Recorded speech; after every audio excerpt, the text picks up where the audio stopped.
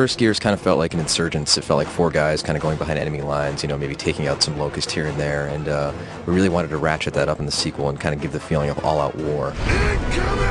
And we have these scenarios now in which hundreds of locusts are attacking the player, and giant creatures are bearing down on him, and we basically built the game around this idea of water cooler moments, so that every 5 to 10 minutes there's something memorable going on outside of the core loop of combat, because we really want players to feel like they're playing a Hollywood blockbuster experience, start to finish.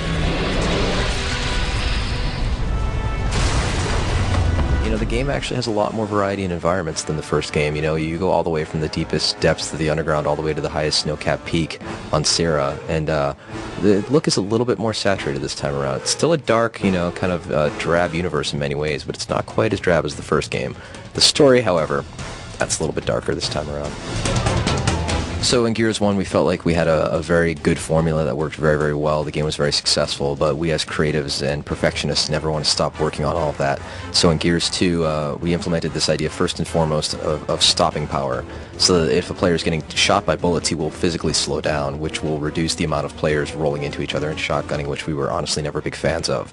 On top of that, we have about 400 plus tweaks to the cover system. I feel like, in Gears 1, the cover system worked perfectly about 85% of the time. In Gears 2, we're shooting for as close to 100% as possible, as far as the player hitting the A button and having the expected behavior happen, as far as what angle he enters cover, and being able to interrupt a SWAT turn or even interrupt a cover dive, and how crisp the climbing over cover feels, and whether or not he accidentally enters cover during roadie running and things like that. So we have tons of tweaks to make the cover system what I believe is the best in the business.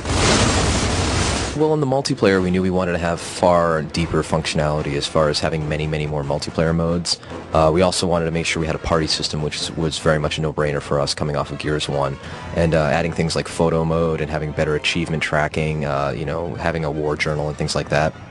I think all of that adding together really kind of takes the game from just being a simple shooter into essentially being a platform that players can play for months on end.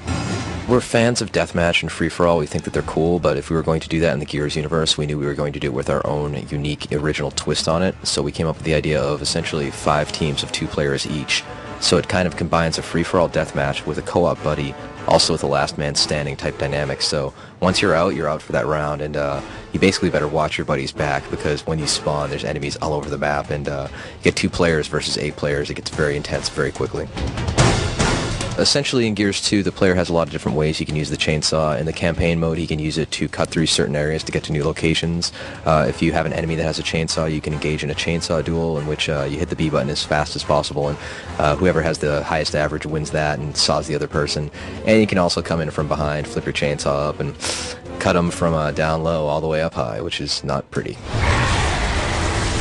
When you knock an enemy down in Gears 2, they go on all fours, and then they start trying to crawl away from you. And when you get up close to them, basically every single colored button will do something to him. So A will take that person hostage, and X will do a curb stomp, B does a quick melee bash and finishes them off, and Y does kind of a very extended, kind of panache-filled execution move. We wanted to give players just multiple options when their enemies are taken down, so they can quickly finish them off, or if they want to showboat, they can do that as well. We're really upgrading the arsenal in Gears 2 so that when players take somebody hostage, they have this great semi-automatic pistol they can take enemies out with. We have the Scorcher, which is a great flamethrower, which is amazing to blind fire with, by the way. You can also stick every single type of grenade on walls and set traps for your enemies, and we have a whole other section of weapons that we've yet to reveal yet that should be coming out soon.